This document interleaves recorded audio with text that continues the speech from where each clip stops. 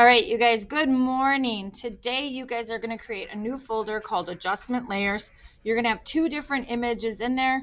Eventually, you're going to have one that says Threshold with Gradient Map and Threshold with Solid Color, and you will do that for two or each of these.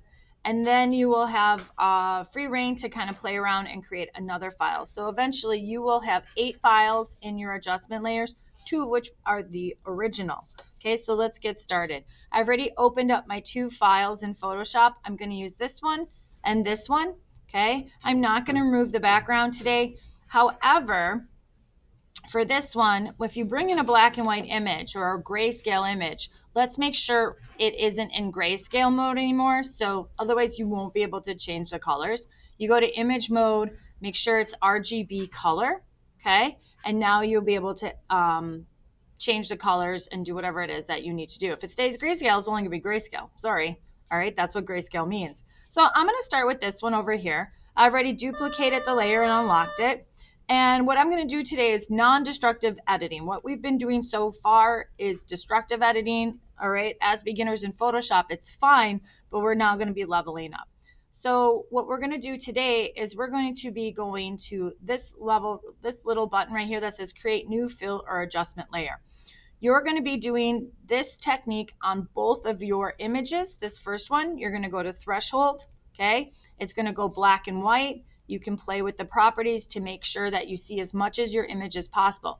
Your image is not going to be the same as mine, so you are going to have to play with this box. If you don't see this box, go ahead, go to Properties, Window, Properties, and make sure that it's on, and just use the slider to see a good amount. Okay, you'll see right here that it has put a layer on top of that image. We could have done the same. We could have went to Image Adjustment Threshold, but it's going to be destructive editing. Now, I can turn that on and off. I can delete it if I want. I can click on the icon and alter it at any point. So great job, you leveled up. Now I'm going to go to solid color. I'm going to choose the color to put on top. And you're like, Mrs. Fitz, it's solid. But we have our blending, right? We have our blending layers. So for this one, darken works really well. All right. Screen is neat because it reverses the colors. All right. So just like any of them, what is this one? Pin light is kind of makes it that monochromatic. Okay. Exclusion takes the complementary color. So it's very, very cool. You decide what you want. And then don't forget you can change the opacity.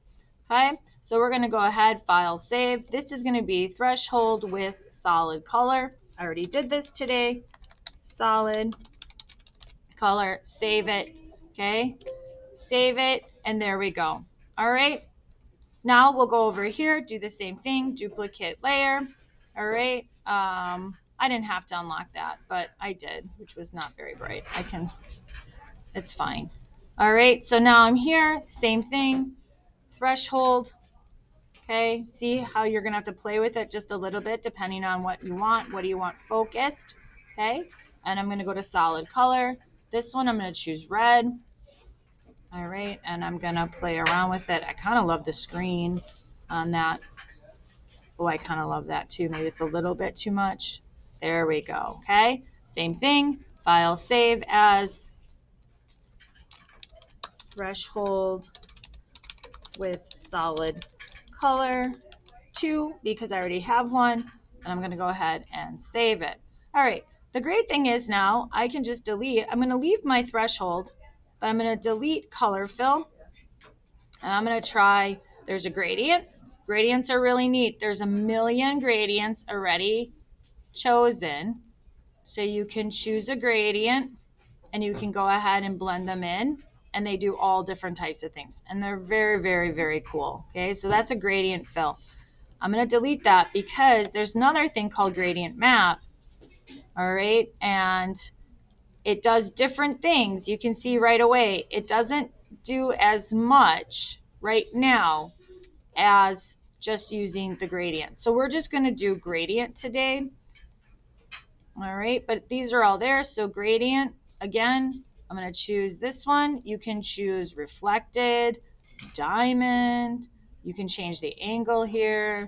All right, and then have some fun. Okay, with that, and we'll file save as. This will be threshold with gradient. Okay, PSD. All right, same thing over here. We can just quickly delete. We'll leave that though. Go to gradient. I kind of love that right now. We'll see how that blends out. Choose, there's so many different colors. I love that. I think that's really cool with that texture. I think that's going to blend really nice. File, save as.